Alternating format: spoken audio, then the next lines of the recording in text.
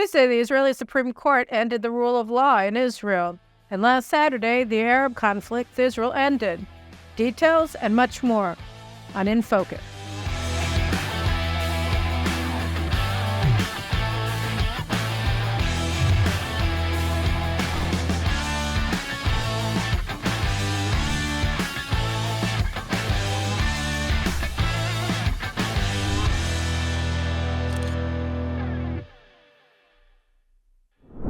Over the weekend, on Friday night, we're going to start celebrating the Jewish New Year, Rosh Hashanah. So first of all, Shana Tova to all of you from here in Jerusalem. And second of all, for most people, Rosh Hashanah is the day of looking forward. I mean, I'm looking forward to what I'm cooking, but actually the week of Rosh Hashanah is also a week that tends to correspond on the Gregorian calendar with some pretty significant historical dates. On September 13th, 1993, 30 years ago today, Israel embarked on the Oslo process. On September 11th, 2001, of course, we had the attacks by jihadists on the United States of America. And for me, every year, because of the way that the calendars fall, I find myself around Rosh Hashanah, around the New Year, around the high holidays, thinking about those events and about the era that we've been living through now for 30 years. My guest on the Caroline Glick Show today this week was Yigal Carmon, the president and founder of the Middle East Media Research Institute, which began by translating the Arabic media into English, and then moved on to Farsi, and to half a dozen other languages, including Russian and Chinese. And Yigal, this was a way for Yigal and his team to fight what has rapidly become sort of the key characteristic, really, of the age that we've been living in since September 13th, 1993. It's an age of fraud.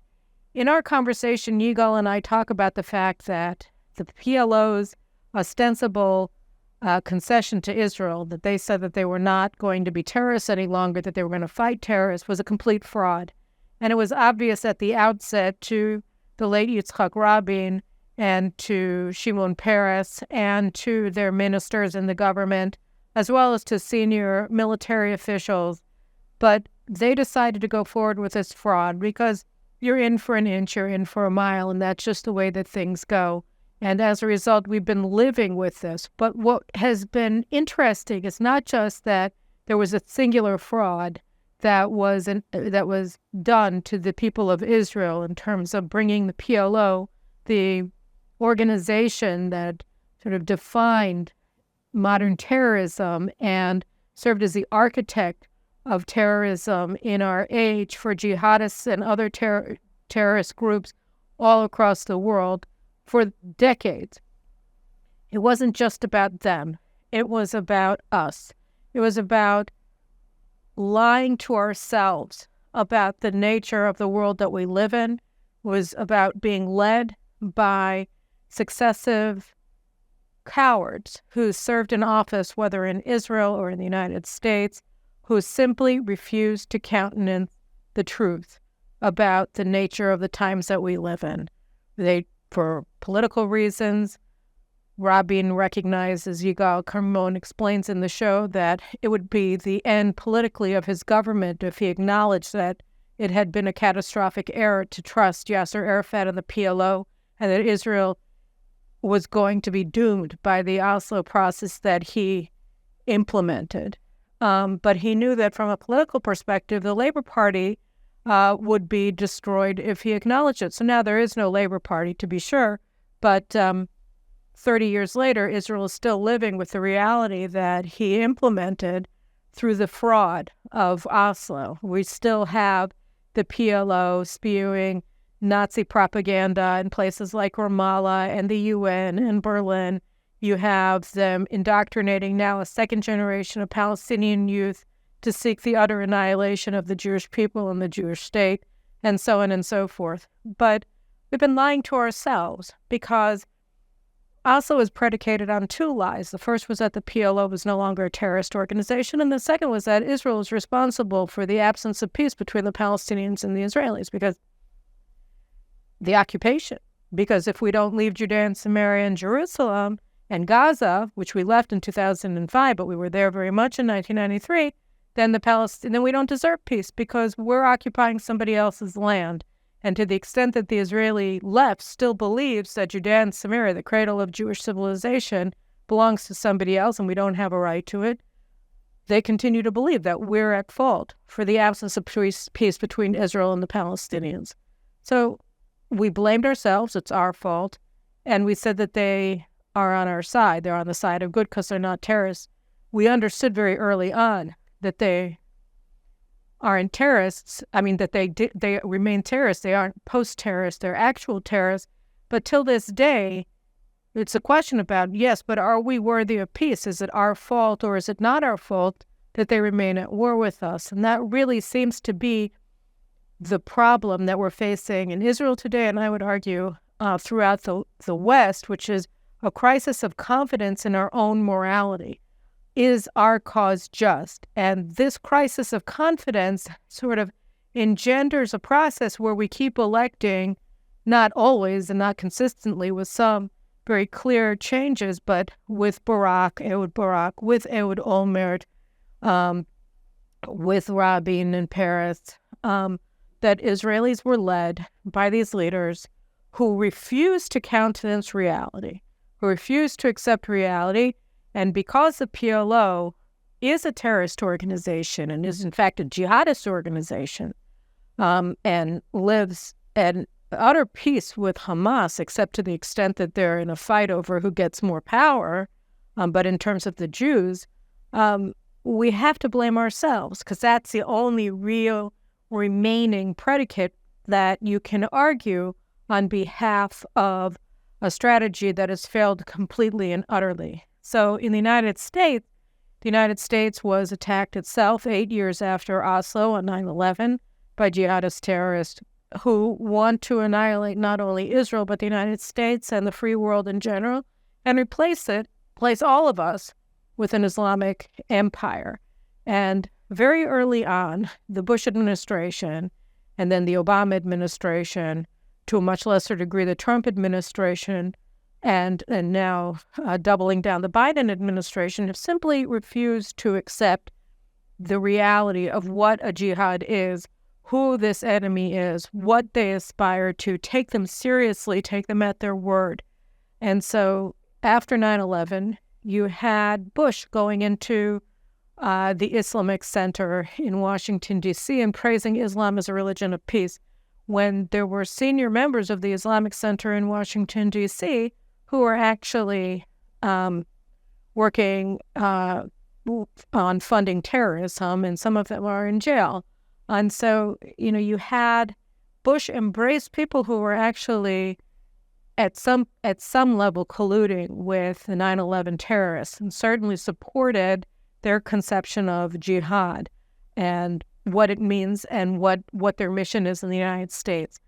And, in the intervening years, you had one American project after another in the war against these actors who attacked the United States on 9/11 that were all, to one degree or another, themselves exercises in delusion. So the name that Bush gave to the war was a war on terror. But of course, America wasn't attacked by terror. We're attacked by, just as, a shooting victim isn't attacked by a gun, he's attacked by an assailant. The assailants in 9/11, they were terrorists. They used terrorism. They hijacked airplanes. They were jihadists. And so the United States refused to make war on jihad. Instead, they made war on terror. So from the outset, the United States refused to properly define what the enemy is and who the enemy is. And second, they then went out to fight wars that didn't take into account the doctrine that was informing the enemy or the actors that were enabling the enemy. So in Iraq, for instance, the United States wasn't fighting Saddam Hussein per se after they brought down his regime in 2003 already in the initial push to Baghdad. They were fighting a proxy war. The insurgents in Iraq weren't being guided by people inside of Iraq. They weren't being armed by people inside of Iraq. They weren't being directed by people inside of Iraq. They were being guided and directed by Iran and by Syria. So that the forces that came in, the insurgents that came in, their top leaders came in from Iran. And their arms came from Iran. Those are the IEDs that killed so many American forces on roadsides. Those were Iranian devices that were then brought to Iraq in order to attack U.S. forces in convoys and wherever else. And so you had a proxy war that was being carried out by Iran and its Syrian proxy, Bashar al-Assad, inside of Iraq. But President Bush didn't want to deal with that, and so he didn't. And when you don't deal with the nature of the war that you're fighting, you tend to lose that war, and that's what happened in the case of Iraq. It also happened in Afghanistan, by the way, where Iran also played a major role in enabling the Taliban resurgence inside of Afghanistan against U.S. forces and NATO forces in that country. So when you're not looking and you refuse to understand and reconcile with and then confront your actual enemy, but you pretend that your enemy is somebody else, you're bound to lose. In Israel, the enemy that our elites prefer to fight is the Israeli right. So this week I was listening to a podcast with Gilad Sher. Gilad Sher is one of the heads. He's a Ehud Barak guy. He was his chief of staff. We've talked about him in the past on this show. He's a colonel in reserves in the IDF, and he was the head of the Israeli delegation under Barak's leadership at Camp David and then afterwards. And he's also now one of the heads of the left's insurrection. He runs, together with other Barak people, this NGO called Blue and White Future, which they formed in 2009 when Netanyahu first came into office to try to compel the Israeli government under Netanyahu to continue to implement the failed Oslo process. And they said what their goal was to build a two-state solution with a Palestinian state living side by side with Israel. What they really seek is for Israel to unilaterally withdraw from Judea and Samaria and expel all of the over 500,000 Jews who live beyond the 1949 armistice line. So that's their goal. And then beginning last year, they organized this insurrection against the Netanyahu government, going back even in their organizational plan to before the Netanyahu government was even formed. And so Blue and White Futures today, the same NGO, now is the largest funding organization for all the protests all over the country, the hostilities, the attacks, the assaults against government ministers. I'm taping this on Monday, and this morning you had this mob of very violent protesters. Here you can see it in the background from the Brothers in Arms, the same shock forces that attacked the Kohelet think tank and that have attacked government ministers. They came and they attacked Justice Minister Levine while he was in his car. They tried to throw, you see the garbage, what's it called? The big garbage, public garbage can that everybody throws their garbage in from their houses. They tried to throw that on his car. They tried to pounce on his car. And you see these policemen are almost helpless. They're not allowed to arrest these people because of guidance that they've received from the Attorney General who wants to oust Netanyahu from power. And they're not allowed to take any law enforcement means against them. The Shin Bet's unit, 730, which is responsible for protecting government ministers, clearly is not carrying out its duties. And here are these police stuck in a crossfire where you have this mob trying to physically assault the justice minister, and all that protects him from death, essentially, is this poor police detail that has to confront the mob with no law enforcement tools. But these are Gilad Sher's people. So in this podcast that he gave this week, Gilad Sher is saying, oh, Oslo is correct. there's no alternative. And he said that the reason why the Oslo concept of empowering the PLO didn't work is because of two events that happened. First, the Jewish terrorist Baruch Goldstein, who massacred Arab Muslim worshippers at the Tomb of the Patriarchs in March of 1994, he blamed all of terrorism, all Palestinian terror attacks on that original sin by one Jewish-Israeli terrorist. So the jihad doctrine has nothing to do with it. The fact that Arafat was calling for jihad all along and told the Palestinians from the outset that Oslo was a fraud and it was just a means to annihilate Israel. It was just a first step in the phased plan for Israel's destruction. None of that is important. The only thing that's important is that one Jew, who everybody in Israel condemned completely and truly for what he did, because he's not representative of Israelis, Gilad Shaar says he's responsible for Palestinian terrorism. And then he said that the other thing that was responsible for it was Rabin's assassination. So there's no Palestinian agency. There's no Palestinian actor here. It's all just the bad Israeli right. All of it, right? Everybody on the right, from Netanyahu on down, is responsible for Yigal Amir's sociopathic assassination of Yitzhak Rabin.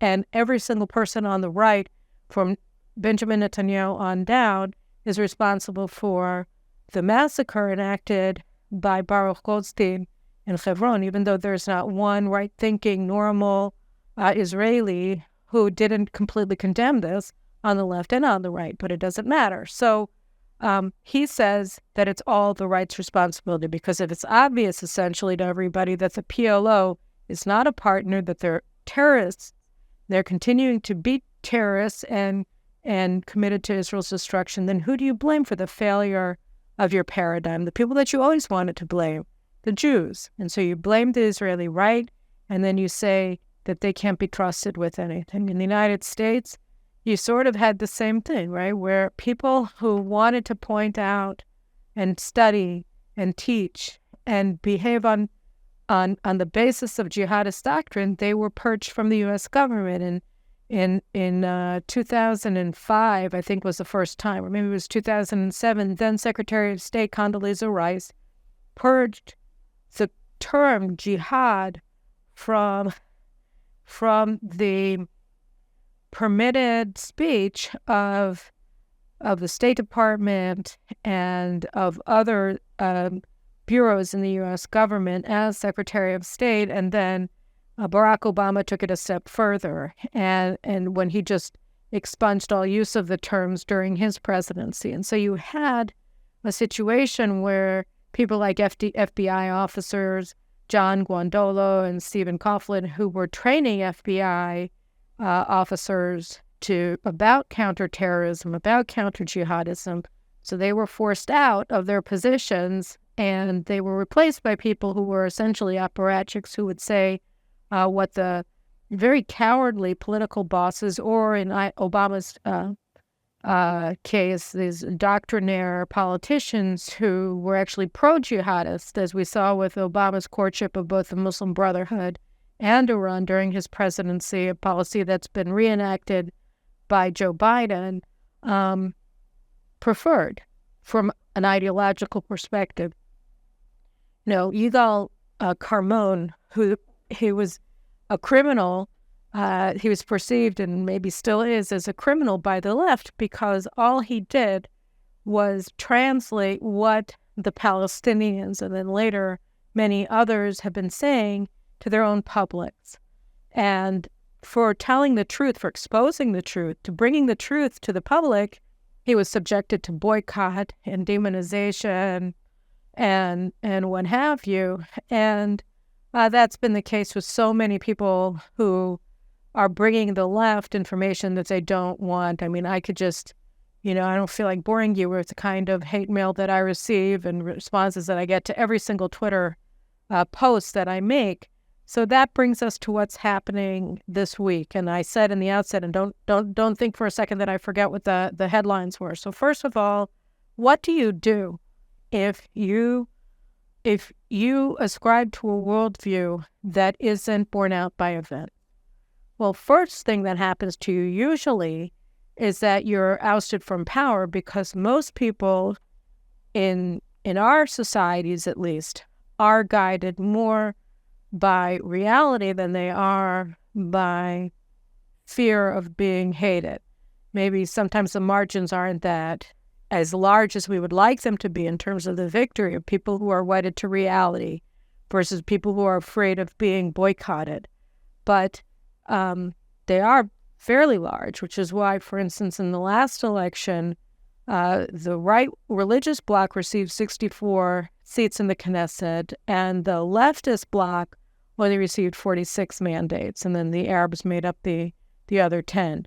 So you had 64 mandates that were given to the coalition parties that are trying at least to base their policies on reality, and you have only 46 mandates for the parties on the left who want to blame reality that's unpleasant on the right, and that's really the division. So first you lose power, but then you seek to undermine democracy, because if you can't win power through the ballot box because too many people are aware of the fact that the policies that you advocate on behalf of are delusional and dangerous, then what you have to do is you have to outlaw democracy. You have to demonize the people. So the demonization we've talked about a lot in this program, and it keeps getting worse. So last week, the former director of the Mossad, who's known for his very far-left views, and if you have criticism of Netanyahu, you can criticize him for appointing Tamir Pardo to be the director of the Mossad. I think this was in 2016. So Pardo, who's very far to the left, he is now one of the heads of the insurrection, and he gave an interview where he said that Israel is an apartheid state. This is an anti-Semitic position to take, and you would take it if you hate the people of Israel so much that you would demonize them abroad. And I think that we're seeing a lot of that now, is that they're so angry at the public for not accepting their delusion about the way that the world works based on how they wish it did, that now they are willing to set the country on fire and demonize the entire people of Israel and our laws and our soldiers and our judges, even, to the extent that they're part of this fake apartheid regime that he knew was a lie, what he said in this interview. But if your goal is political power and your goal is to see your policies go forward, even though the majority of people hate it because it's wrong, then what you want to do is demonize that people. Another head of the insurrection, Shikma Bressler, sort of a creation of Ehud Barak's, she gave a speech at the Democracy Forum at Nahal Moshav on Saturday morning, where she called the government Nazis.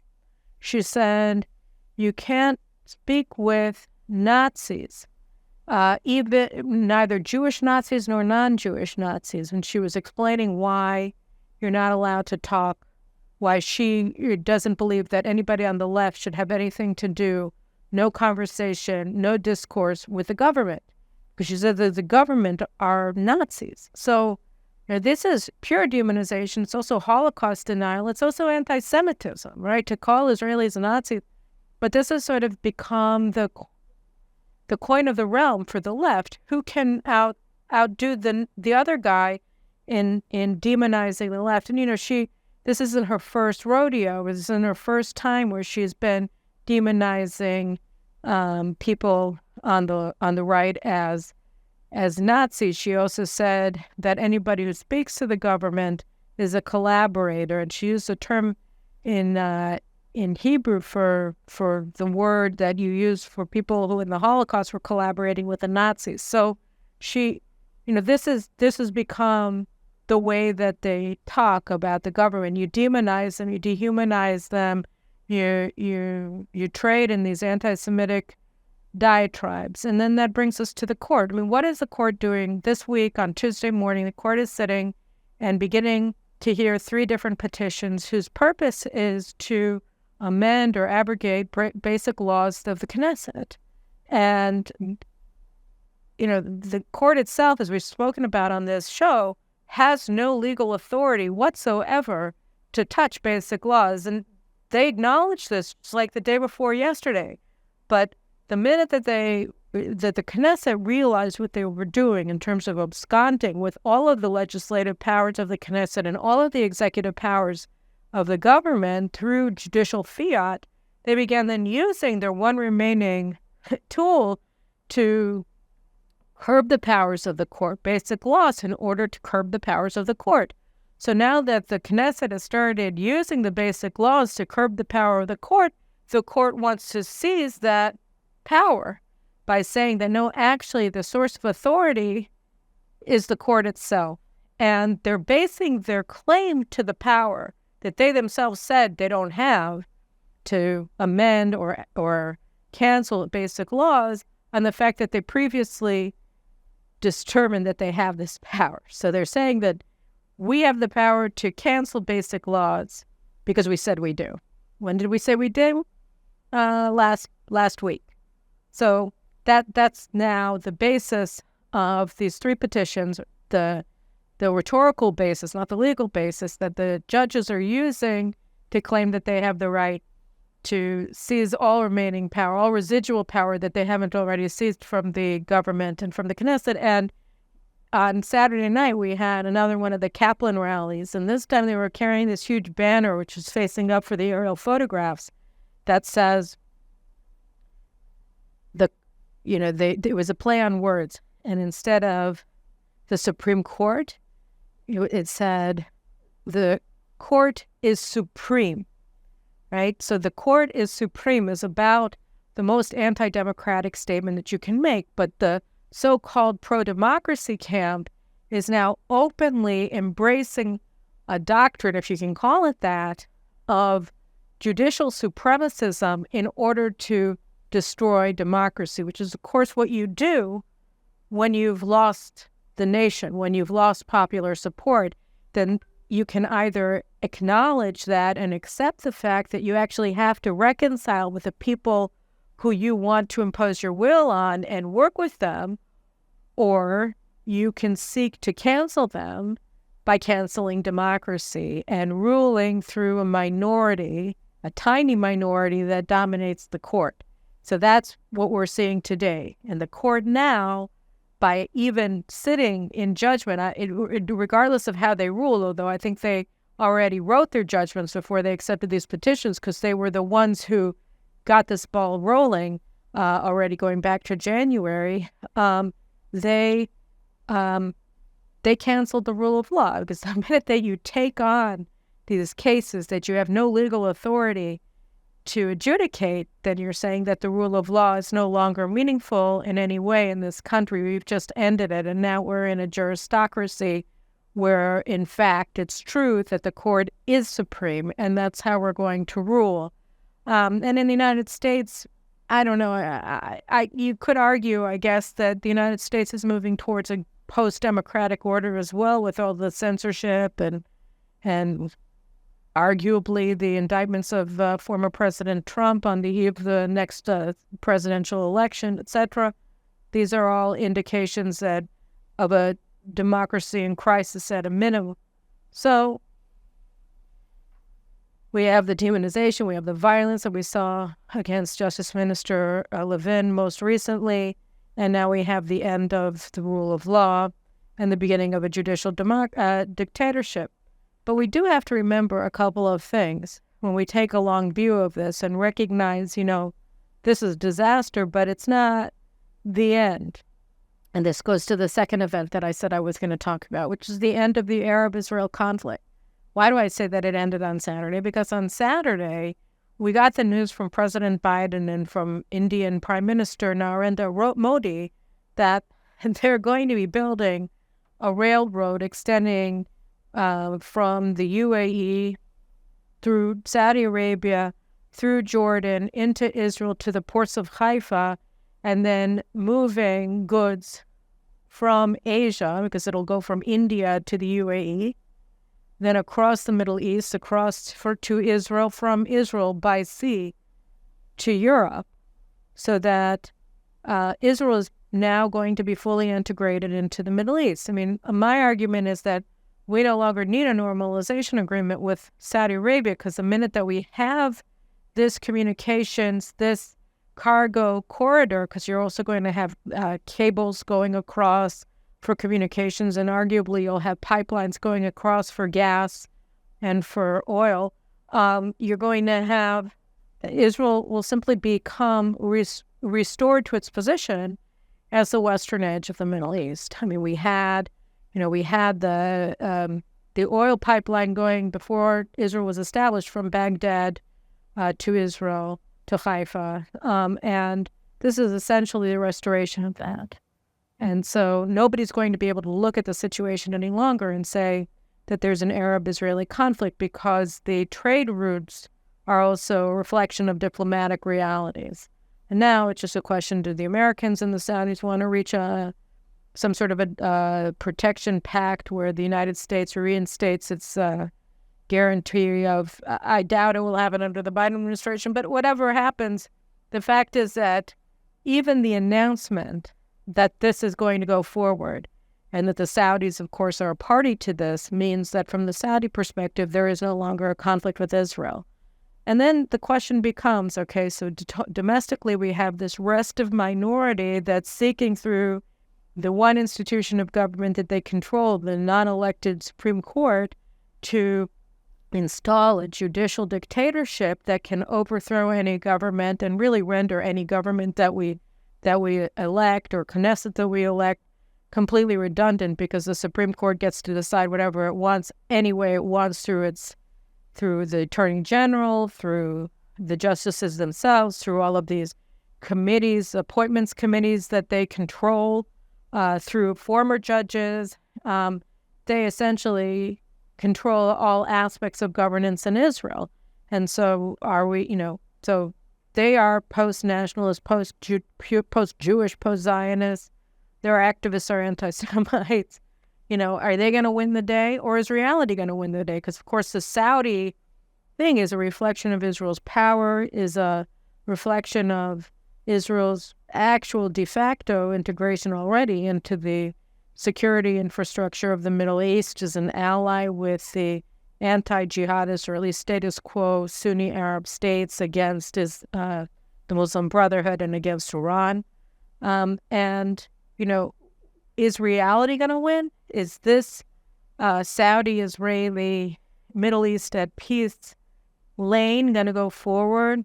And it's a real question where the Biden administration stands on this, but is this going to determine the day, this reality-based Middle East, or is what we're seeing here, this juristocracy that is supported by a very violent, very economically powerful, socially powerful elite inside of Israel, are they going to be the ones and then go with Gilad Shaar and Ehud Barak's policies of expelling 500,000 Jews and essentially destroying the state of Israel because they can't rule it?